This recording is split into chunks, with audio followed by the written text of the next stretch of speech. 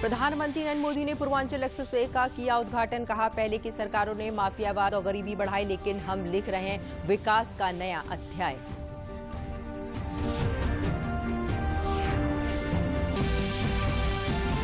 Purvanchal expressway के उद्घाटन में शामिल हुए मुख्यमंत्री। कहा, विपक्षी दलों की सरकारों ने पूर्वी उत्तर प्रदेश की हमेशा की थी उपेक्षा। अब नया एक्सप्रेसवे बनेगा पूर्वांचल की जीवन रेखा। नवनिर्मित पूर्वांचल एक्सप्रेसवे पर भारतीय वायुसेना ने की गर्जना। प्रधानमंत्री, मुख्यमंत्री, राज्यपाल ने मिराज, सुखोई और जगुआर के एयर शो का किया अवलोकन।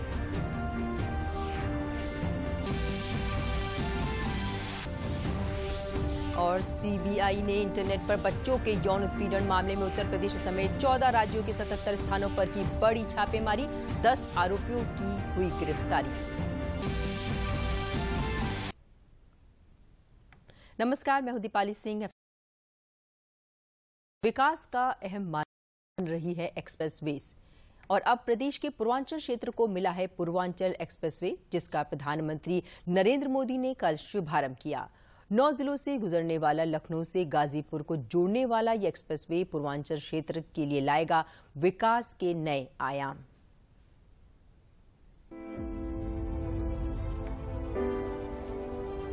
यूपी के विकास का एक्सप्रेसवे है। ये एक्सप्रेसवे यूपी की प्रगति का एक्सप्रेसवे है। ये एक्सप्रेसवे नए यूपी के निर्माण का एक्सप्रेसवे है। ये एक्सप्रेसवे यूपी में संकल्पों की सिद्धि का जीता जागता प्रमाण है। ये यूपी की शान है। ये यूपी का कमाल है। उत्तर प्रदेश की विकास यात्रा का एक ऐतिहासिक क्षण। नए और आत्मनिर्भर भारत में अर्थव्यवस्था के साथ कनेक्टिविटी को नई गति देने की एक और कोशिश।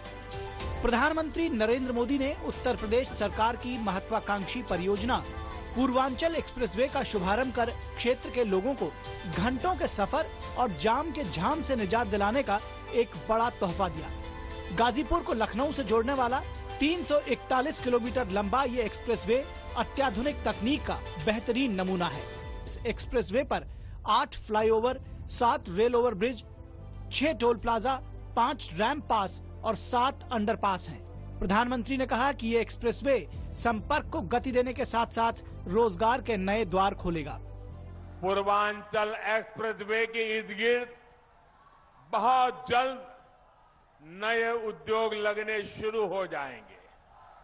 इसके लिए 21 जगहों को भी चिन्हित भी किया जा चुका है।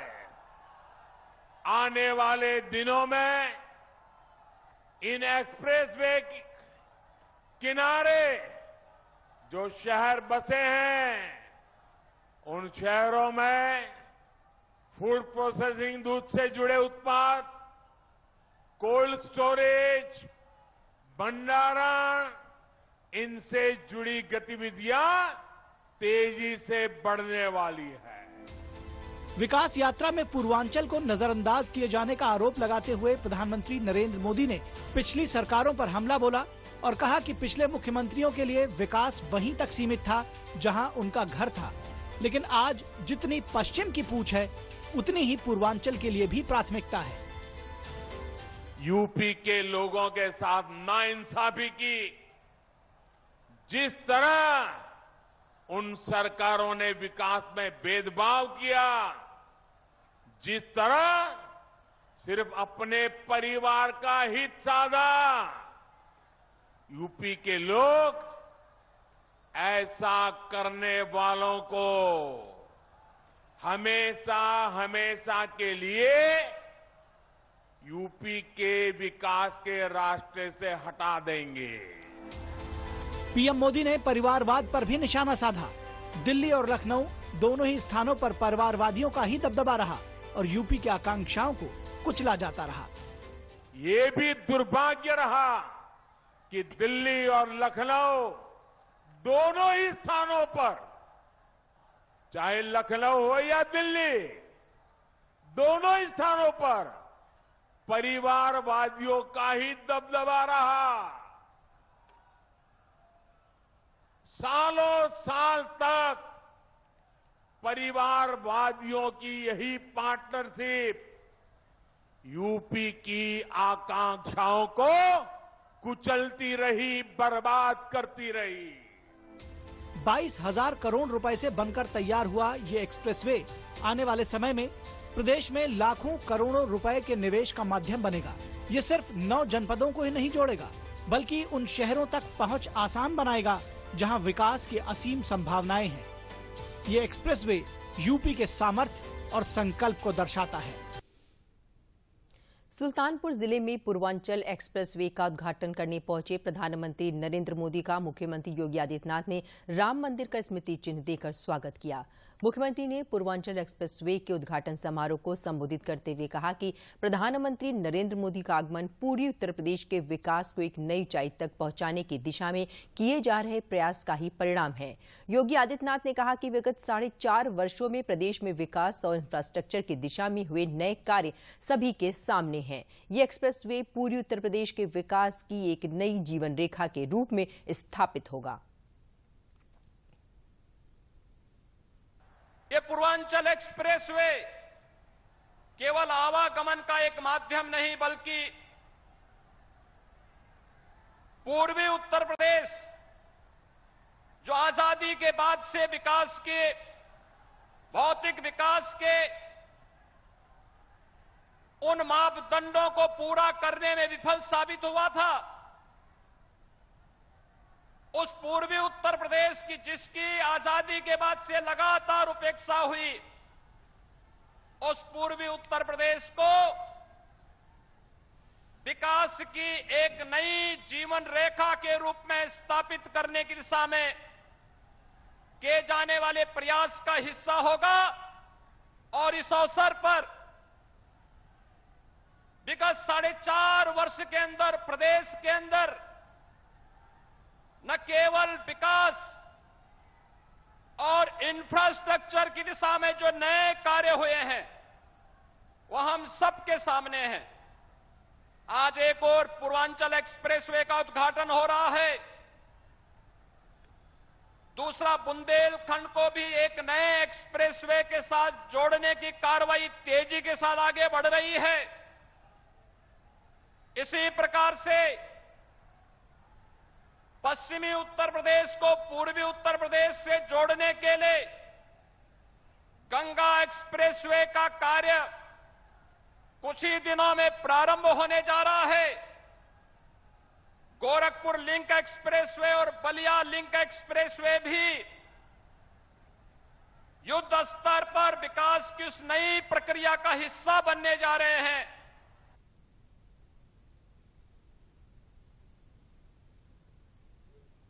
मुख्यमंत्री ने अपने संबोधन में कहा कि अगले महीने तक कानपुर की मेट्रो की व्यवस्था भी खुल जाएगी। 2017 तक लखनऊ और वाराणसी एयरपोर्ट ही जुड़े थे। आज प्रदेश के अंदर 9 एयरपोर्ट पूरी तरह से फंक्शनल हैं। 11 नए एयरपोर्ट पर काम चल रहा है। योगी आदित्यनाथ ने कहा कि यह नए भारत के नए उत्तर प्रदेश की तस्वीर है। 7 वर्षों के दौरान प्रधानमंत्री जी के मार्गदर्शन में पब्लिक ट्रांसपोर्ट की बेहतरीन सुविधा, मेट्रो की सुविधा के साथ प्रदेश के अंदर एक नई सुविधा मेट्रो की प्रदान करने की दिशा में जहां बड़ा कदम प्रदेश बढ़ाया है। 4 सिटी अब तक मेट्रो की सुविधा से वहां पर पब्लिक ट्रांसपोर्ट की बेहतरीन सुविधा उपलब्ध कराई रही है। अगले महीने तक कानपुर की मेट्रो की व्यवस्था भी जनता के लिए खुल जाएगी। और भाइयों बहनों, यही नहीं, आज प्रदेश के अंदर एयर कनेक्टिविटी के लिए 2017 तक प्रदेश के अंदर लखनऊ और वाराणसी एयरपोर्ट ही आम जनमानस की सुविधा के लिए वायु सेवा के साथ जुड़े थे।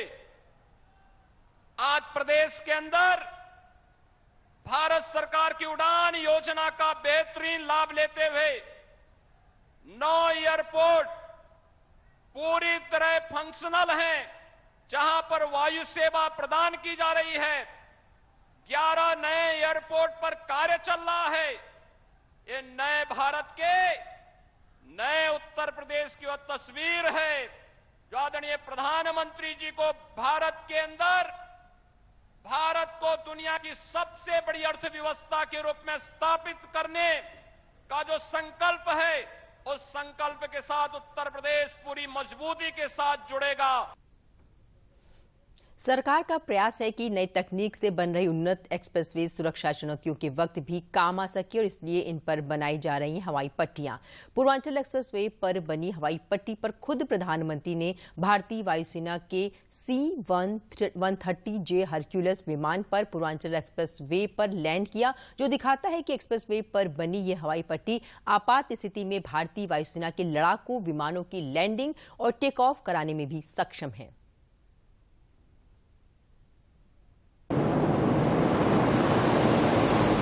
ये महज आवाजाही नहीं, दुश्मन और दुश्वारियों से जंग में जीत का भी एक्सप्रेसवे है। पूर्वांचल एक्सप्रेसवे पर सुल्तानपुर में बनी 3.2 किलोमीटर की हवाई पट्टी जरूरत के समय में कितनी कारगर होगी, इसका सबूत भी दुनिया ने देखा जब भारतीय वायुसेना के C-130J हरक्यूलिस परिवहन विमान ने पूर्वांचल एक्सप्रेसवे पर लैंड किया। प्रधानमंत्री नरेंद्र मोदी इस विमान में सवार थे। प्रधानमंत्री के विमान ने जैसे ही हवाई पट्टी को छुआ तो इसे एक्सप्रेसवे के उद्घाटन के तौर पर माना गया। प्रधानमंत्री नरेंद्र मोदी ने 2018 में पूर्वांचल एक्सप्रेसवे की आधारशिला रखी थी।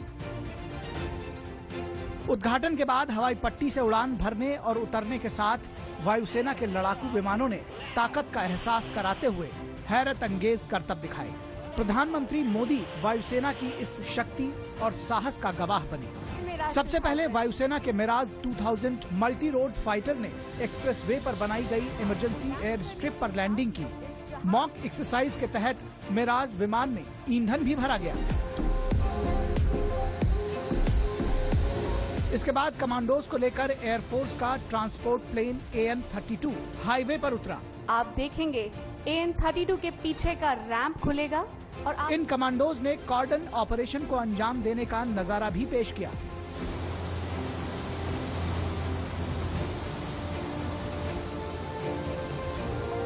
सभी की निगाहें आसमान की ओर थीं। विमानों का गरजना दुश्मन को कड़े संदेश दे रहा था। तभी मिराज 2000 ने एक्सप्रेसवे पर लैंडिंग और टेक ऑफ किया।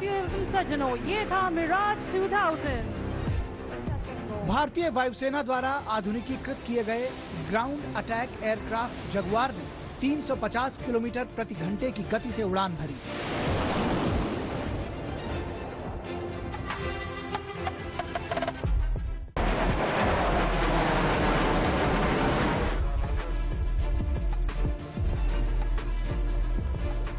सुखोई 30 के साथ साथ सूर्य किरण ने भी अपने बेहतरीन प्रदर्शन से वायुसेना के शौर्य और साहस के एयर शो में अद्भुत रंग भरा। के 2 अंगरख आकाश में विमानों ने आकाश में तिरंगा भी बनाकर लोगों की तालियां बटोरी।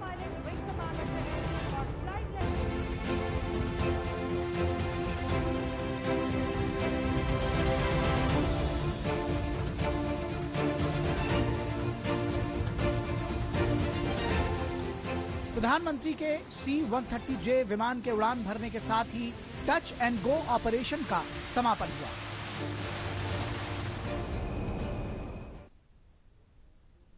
गुरु पर्व से पहले केंद्र सरकार सिख समुदाय के लिए खुशखबरी लाई है। प्रधानमंत्री नरेंद्र मोदी के नेतृत्व में केंद्र सरकार ने कोविड-19 की बेहतर स्थिति को ध्यान में रखते हुए श्री करतारपुर साहिब कॉरिडोर का फिर से संचालन शुरू करने का निर्णय लिया है। श्री करतारपुर साहिब कॉरिडोर से तीर्थ यात्रा की सुविधा मौजूदा प्रक्रियाओं और कोविड प्रोटोकॉल के पालन के अनुसार ही प्रदान की जाएगी। गुरु पर्व से पहले मोदी सरकार ने करतारपुर कॉरिडोर को फिर से खोलने का बड़ा फैसला लिया है। कोरोना के चलते बीते साल मार्च 2020 में इस कॉरिडोर को बंद कर दिया गया था, लेकिन कोरोना के नियंत्रित होते आंकड़ों के बीच मोदी सरकार का ये फैसला बुधवार 17 नवंबर से ही लागू हो जाएगा और सिख धर्म के श्रद्धालु श्री गुरु नानक देव जी के पवित्र तीर्थ स्थल जा सकेंगे। केंद्रीय गृह मंत्री अमित शाह ने ट्वीट करके केंद्र सरकार के इस फैसले की जानकारी दी। उन्होंने ट्वीट में लिखा, इस निर्णय से बड़ी संख्या में सिख तीर्थ यात्रियों को लाभ होगा। नरेंद्र मोदी सरकार ने कल 17 नवंबर से करतारपुर साहिब कॉरिडोर को दोबारा खोलने का फैसला लिया है। यह निर्णय श्री गुरु नानक देव जी और हमारे सिख समुदाय के प्रति मोदी सरकार की अपार श्रद्धा को दर्शाता है। देश 19 नवंबर को श्री गुरु नानक देव जी का प्रकाश उत्सव मनाने के लिए पूरी तरह तैयार है और मुझे विश्वास है कि मोदी सरकार के करतारपुर साहिब कॉरिडोर को फिर से खोलने के फैसले से पूरे देश में और खुशी आएगी। केंद्रीय गृह एवं सहकारिता मंत्री अमित शाह ने कॉरिडोर का पुनः संचालन शुरू करने के काम में गति लाने के लिए अधिकारियों के साथ समीक्षा बैठकें की। वहीं करतारपुर साहिब कॉरिडोर से तीर्थ यात्रा की सुविधा मौजूदा प्रक्रियाओं और कोविड प्रोटोकॉल के पालन के अनुसार प्रदान की जाएंगी। इससे पहले कई राज्यों के लोगों के एक प्रतिनिधि मंडल ने प्रधानमंत्री नरेंद्र मोदी से बीते दिनों मुलाकात करके करतारपुर कॉरिडोर को फिर से खोलने की मांग की थी और अब इस फैसले के बाद सिख धर्म के लोगों में अपार उत्साह देखने को मिल रहा है। सरकार के इस फैसले तो बहुत खुश हाँ। सरकार ਨੂੰ मैं ਵਧਾਈ ਦਿੰਦਾ। पता लग्या भी करतारपुर कॉरिडोर ਜਿਹੜਾ ਡੇਰਾ ਬਾਬਾ ਨਾਨਕ ਆ ਉਹ ਖੋਲਣ ਦੀ ਮਨਜ਼ੂਰੀ ਗਵਰਨਮੈਂਟ ਨੇ ਦੇਤੀ ਆ। ਇਹਦੇ ਵਿੱਚ ਲੋਕਾਂ ਦੇ ਵਿੱਚ ਬਹੁਤ ਖੁਸ਼ੀ ਦੀ ਲਹਿਰ ਜਾਗੀ ਆ। ਜਾਨੀ कि सारी दुनिया ਨੂੰ ਇਹ अच्छा लगा, बढ़िया लगा, मैनू भी बढ़िया लगा। ये बहुत बढ़िया कदम है। केंद्र सरकार के इस फैसले पर भाजपा के राष्ट्रीय अध्यक्ष जेपी नड्डा ने भी मोदी सरकार का धन्यवाद दिया है। उन्होंने ट्वीट किया कि मैं प्रधानमंत्री नरेंद्र मोदी जी का श्री गुरु नानक देव जी के पवित्र स्थान श्री करतारपुर साहिब के दर्शन हेतु कॉरिडोर को दोबारा खोलने के लिए कोटि कोटि धन्यवाद करता हूँ। इस फैसले से दुनिया भर में बसने वाले सिख और नानक नाम लेवा संगत पूरी श्रद्धा और उत्साह से प्रकाश पर्व मना सकेंगे। मैं बधाई देना प्रधानमंत्री जी को, धन्यवाद करना प्रधानमंत्री जी का और सारे ही नानक नाम लेवा लोगों को बहुत बहुत बधाई। इस फैसले के बाद पंजाब के पूर्व मुख्यमंत्री कैप्टन अमरिंदर सिंह ने भी ट्वीट करके पीएम मोदी और गृह मंत्री का धन्यवाद दिया। उन्होंने ट्वीट में लिखा कि करतारपुर कॉरिडोर को समय से फिर से खोलने के लिए पीएम नरेंद्र मोदी और गृह मंत्री अमित शाह का दिल से आभार। यह फैसला हजारों भक्तों को गुरु पर्व पर गुरु नानक देव जी के पवित्र स्थल में पूजा करने का अवसर प्रदान करेगा। करतारपुर कॉरिडोर भारत में स्थित डेरा बाबा नानक को सिख धर्म के संस्थापक गुरु नानक देव के अंतिम विश्राम स्थल रहे गुरुद्वारा दरबार साहिब को जोड़ता है। गुरुद्वारा दरबार साहिब अब पाकिस्तान में है। इस कॉरिडोर के लिए भारत सरकार ने पाकिस्तान सरकार के साथ एक समझौते पर हस्ताक्षर किए थे। पाकिस्तान के साथ 24 अक्टूबर 2019 को हुए समझौते के तहत भारतीय सिख धर्म के श्रद्धालुओं को पाकिस्तान में गुरुद्वारा दरबार साहिब तक जाने की अनुमति दी गई थी।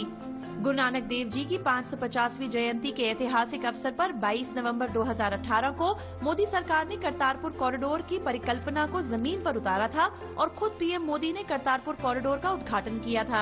उसके बाद से लाखों श्रद्धालुओं को पाकिस्तान में गुरुद्वारा दरबार साहिब जाने का मौका मिलता रहा है और अब फिर से इस कॉरिडोर को खोलने को लेकर हुए फैसले से देश भर के सिख धर्म के लोगों को गुरु पर्व से पहले एक बड़ा तोहफा मिला है। केंद्रीय अन्वेषण ब्यूरो यानी सीबीआई ने उत्तर प्रदेश के 11 जिलों सहित देश भर के 14 राज्यों के 77 स्थानों पर छापेमारी करके इंटरनेट पर बच्चों के यौन उत्पीड़न मामले में कार्रवाई की है। सीबीआई के अनुसार भारत और विदेश के विभिन्न हिस्सों में मौजूद आरोपियों द्वारा विभिन्न सिंडिकेट, सोशल मीडिया प्लेटफॉर्म और समूह के माध्यम से ऑनलाइन बाल यौन शोषण सामग्री को प्रसारित करने, संग्रहित करने और देखने के मामले सामने आने पर बाल दिवस से ये कार्रवाई शुरू की गई है। सीबीआई ने ऑनलाइन बाल यौन शोषण सामग्री के तस्करों पर बड़ी कार्रवाई करते हुए प्रदेश के जालौन, मऊ, चंदौली, वाराणसी, गाजीपुर, सिद्धार्थनगर, मुरादाबाद, नोएडा, झांसी, गाजियाबाद और मुजफ्फरनगर में छापेमारी की। इसके अलावा पंजाब, बिहार, उड़ीसा, तमिलनाडु, आंध्र प्रदेश, राजस्थान, महाराष्ट्र, गुजरात, हरियाणा, छत्तीसगढ़, मध्य प्रदेश और हिमाचल में भी देर रात तक कार्रवाई की गई। सीबीआई के प्रवक्ता आरसी जोशी ने बताया कि इंटरनेट पर अवैध सामग्री को पोस्ट करने और प्रसारित करने के आरोप में 10 आरोपियों की गिरफ्तारी भी की गई है। इससे पहले सोमवार को भी झांसी के एरच और उरई के कोंच में भी छापेमारी करके 20 से ज्यादा लोगों को हिरासत में लेकर पूछताछ की गई थी। बच्चों के यौन शोषण मामले में एक गवाह का मोबाइल भी कब्जे में लिया गया है।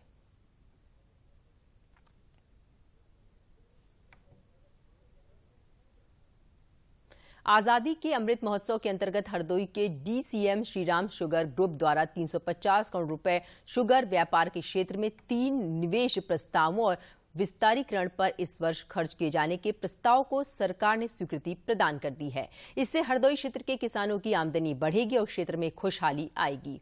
केंद्र सरकार की शक्कर उद्योग में एथेनॉल उत्पादन को बढ़ावा देने की नीति से हरदोई की DCM श्रीराम ग्रुप की हरियावा, लोनी, रूपापुर और अजबापुर चीनी मिल किसानों को गन्ने का त्वरित भुगतान कर रही है, जिससे किसानों की आमदनी बढ़ रही है। DCM श्रीराम ग्रुप की चीनी मिलों के किसानों के गन्ने की पेराई क्षमता बढ़ाने, रिफाइंड शुगर की उत्पादन क्षमता को बढ़ाने तथा डिस्टिलरी उत्पादन बढ़ाने पर ये निवेश अक्टूबर 2022 तक खर्च किया जाएगा। हरियावा चीनी मिल के यूनिट हेड प्रदीप त्यागी ने बताया कि ग्रुप की अजबापुर चीनी मिल में 258 करोड़ रुपए निवेश से 3000 टन प्रतिदिन गन्ना पेराई क्षमता का विस्तार किया जाएगा और अनाज जैसे गेहूं, चावल, मक्का से 205 किलोलीटर प्रतिदिन एथेनॉल बनाने के प्रोजेक्ट पर खर्च किए जाएंगे। सरकार की मंशा के अनुरूप हमारा उद्योग किसानों की आमदनी बढ़ाने के लिए 350 करोड़ रुपए का निवेश करने के लिए जा रहा है, जिसकी स्वीकृति सरकार द्वारा हो चुकी है। इस 350 करोड़ रुपए में हम अपनी उत्पादन क्षमता, गन्ना पेराई क्षमता और एल्कोहल के उत्पादन की क्षमता को बढ़ा रहे हैं और हम अनाज से भी इथेनॉल बनाने का उद्योग इसके अंतर्गत स्थापित कर रहे हैं, जिससे गन्ने का त्वरित भुगतान संभव हो पाएगा और समय समय पर किसान को जो स्कीम हम उत्पादन बढ़ा के देते हैं उसमें भी बहुत तेजी से वृद्धि होगी। पिछले साल का भी मेरा पैसा पूरा भुगतान हो चुका है और इसमें हम अपने सरकार को, हमारे माननीय प्रधानमंत्री जी, योगी जी, इनको भी मैं धन्यवाद दूंगा। इन्होंने जो किसानों के हित के लिए काम किया है उससे हमारी आमदनी निरंतर बढ़ रही है और लगभग हम दोगुने पर पहुंचने वाले हैं। दूसरी चीज़, हम खेती में पत्ती नहीं जलाते हैं और बराबर उसको मल्चिंग करके और लेजर लेवलर से, जिससे हमारा पानी भी बचता है और हमारी मृदा जो शक्ति है वो बढ़ती है। उसमें कोई भी हमारे जो उर्वरक शक्तियाँ हैं वो क्षीण नहीं होती और मित्र कीट है उनका नुकसान नहीं होता। बहराइच के नानपारा में श्रावस्ती किसान सहकारी चीनी मिल की पेराई सत्र की शुरुआत हो गई है। सांसद अक्षयवर लाल गोंड ने चीनी मिल के गन्ना पेराई सत्र 2021-22 का शुभारंभ किया। इस अवसर पर सांसद बहराइच अक्षयवर लाल गोंड ने अपनी उपज लाने वाली ग्राम गुलालपुरवा के किसान मोतीलाल और ग्राम मसूद नगर बनस्थवा के किसान बद्दू राम का माल्यार्पण और उपहार भेंट कर स्वागत किया। इसके बाद उन्होंने मिल और बॉयलर का निरीक्षण भी किया।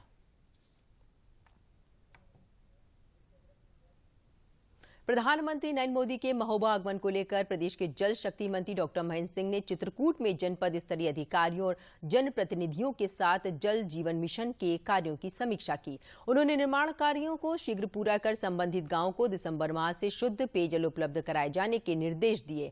इस अवसर पर डॉक्टर महेंद्र सिंह ने बताया कि बुंदेलखंड में पीने के पानी की, सिंचाई के पानी की और घटते भूजल स्तर की समस्या है।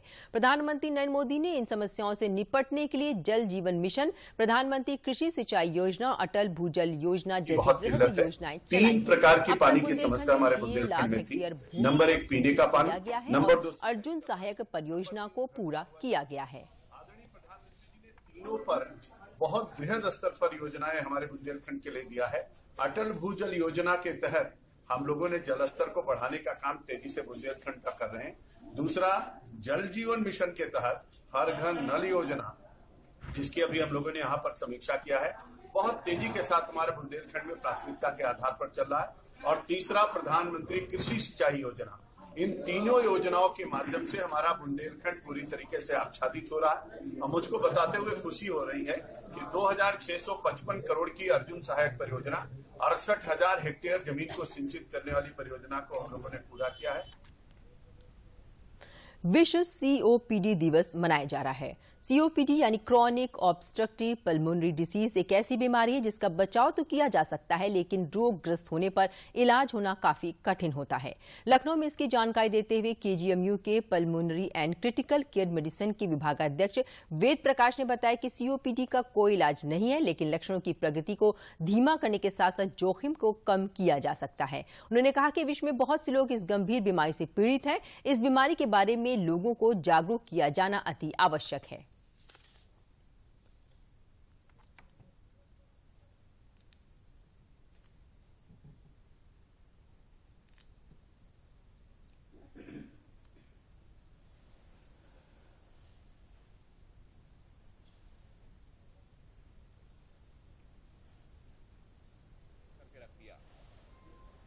अगर हम देखें तो हम लोगों ने जितने भी आज वायरस, बैक्टीरिया, फंगस, इसका प्रकोप है, इसके इन्फेक्शंस हैं, केमिकल हवा में घुल रहे हैं, अगर हम पेट्रोलियम पदार्थों की और उनके उत्सर्जन की बात करें, आप अगर कहीं एक लाल बत्ती पर रुकना पड़ गया आपको, तो जो लोग कार के अंदर हैं वो भले ही सांस ले लें, लेकिन जो मोटरसाइकिल पे हैं अगर उनको वहां रुकना पड़ा तो उनको सांस लेना मुश्किल हो जाता है। और जिनको बीमारी है, चाहे अस्थमा के लोग हों, चाहे सीओपीडी के लोग हों, जीवन यापन खतरे में पड़ रहा है। वाराणसी यानी काशी की एक समृद्ध सांस्कृतिक विरासत है। क्षेत्रीय लोक संपर्क ब्यूरो वाराणसी द्वारा आजादी के अमृत महोत्सव की श्रृंखला के तहत काशी उत्सव पर राजकीय बालिका इंटर कॉलेज जखनी वाराणसी में जन जागरूकता कार्यक्रम का आयोजन किया गया। कॉलेज की छात्राओं ने अमृत महोत्सव पर रंगोली बनाई, वहीं पोस्टर पर अपनी कलाकृतियों से स्वतंत्रता सेनानियों आजादी के आंदोलन से जुड़े चित्र बनाए। कार्यक्रम में उपस्थित वक्ताओं ने कहा, वाराणसी की संस्कृति का गंगा नदी एवं उसके धार्मिक महत्व से अटूट रिश्ता है। काशी सहस्त्र वर्षों से भारत की सांस्कृतिक धार्मिक राजधानी है।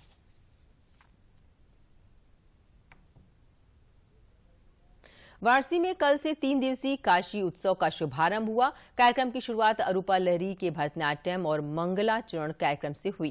कार्यक्रम के शुभारंभ सत्र में उपस्थित लोगों ने काशी के महत्व पर रोशनी डाली और कहा कि काशी हमेशा से विद्या का महत्वपूर्ण केंद्र रहा है। अगर किसी को कोई ज्ञान भी मिलता था तो काशी आकर के ही अपने ज्ञान का प्रचार प्रसार करता था, जिसका जीवंत उदाहरण महात्मा गौतम बुद्ध थे। महात्मा गौतम बुद्ध को ज्ञान तो गया में प्राप्त हुआ, लेकिन उस ज्ञान का प्रसार करने के लिए उन्हें उचित स्थान काशी लगा। काशी उत्सव यहाँ की 6 विभूतियों गोस्वामी तुलसीदास, संत कबीरदास, संत रैदास दास, भारतेंदु हरिश्चंद्र, मुंशी प्रेमचंद और जयशंकर प्रसाद के कृतित्व और कार्यों की चर्चा विद्वानों द्वारा की जाएगी। आजादी के अमृत महोत्सव के तहत इस कार्यक्रम में काशी की महान विभूतियों के बारे में लोगों को बताया गया। मिनिस्ट्री ऑफ कल्चर, संस्कृति मंत्रालय की ओर से आयोजित एक उत्सव है और इस उत्सव के माध्यम से काशी की विभूतियों, 6 विभूतियों के बारे में जन जन तक जन भागीदारिता के माध्यम से संदेश पहुंचाने का काम करेगी। और इन 6 विभूतियों में पहले दिन जयशंकर प्रसाद और भारतेंदु हरिश्चंद्र पे चर्चा होगी, उनके बारे में परिचर्चा होगी। दोपहर में काशी से रिलेटेड कुछ फिल्म्स का स्क्रीनिंग होगी और दूसरे दिन कबीर और रैदास के ऊपर में निर्गुण परंपरा के बारे में चर्चा होगी। तीसरे दिन हम लोग तुलसी के मानस और प्रेमचंद जी के बारे में चर्चा करेंगे। काशी उत्सव वॉज अ ग्रेट अपॉर्चुनिटी, बहुत ही बड़ी मौका थी मेरी ज़िंदगी की, मैं बताऊंगी, क्योंकि एक तो 2 साल ऑलमोस्ट 1.5 years के बाद ये मेरी पहली प्रस्तुति थी लाइव म्यूजिशियंस के साथ स्टेज पे, और काशी में ये मेरी पहली डांस परफॉर्मेंस थी। आजादी का अमृत महोत्सव अपनी तरह से हर संस्थान मना रहा है। ऐसे में वाराणसी स्थित महात्मा गांधी काशी विद्यापीठ का महिला सशक्तिकरण प्रकोष्ठ अनुपम प्रयास कर रहा है। प्रकोष्ठ ने एक पुस्तक मेले का आयोजन किया, जिसका उद्देश्य छात्र छात्राओं को उन पुस्तकों से जोड़ना जिससे वे देश के स्वतंत्रता सेनानियों के बारे में तो जाने, साथ ही साथ अपने विश्वविद्यालय का योगदान और काशी की भूमिका के बारे में भी जान सकें। मैक्सिमम पुस्तकों का हम लोगों ने यहाँ पे डिस्प्ले किया हुआ है, जिससे हमारे छात्र छात्राएं लाभान्वित हों। और ये हमारा सशक्तिकरण प्रकोष्ठ की तरफ से प्रयास है कि हम इन पुस्तकों के माध्यम से बच्चों को रूबरू करा पाए। अब अंत में प्रमुख समाचार एक बार फिर।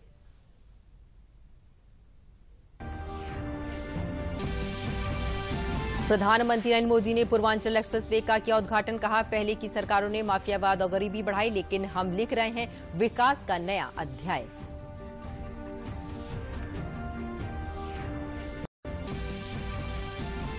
पूर्वांचल एक्सप्रेसवे के उद्घाटन में शामिल हुए मुख्यमंत्री। कहा, विपक्षी दलों की सरकारों ने पूर्वी उत्तर प्रदेश की हमेशा की थी उपेक्षा, अब नया एक्सप्रेसवे बनेगा पूर्वांचल की जीवन रेखा।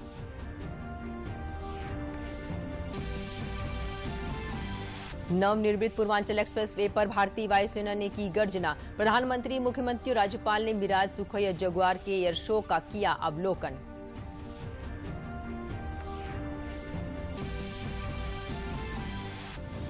और सीबीआई ने इंटरनेट पर बच्चों के यौन उत्पीड़न मामले में उत्तर प्रदेश समेत 14 राज्यों के 77 स्थानों पर की बड़ी छापेमारी।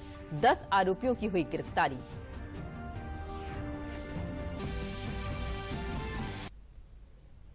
समाचारों में बस इतना ही, लेकिन चलने से पहले एक जरूरी बात। कोरोना खतरा अभी भी है, इसलिए मास्क पहने, उचित दूरी बनाकर रखें, भीड़भाड़ से बचें और समय समय पर हाथ भी धोते रहें। नमस्कार।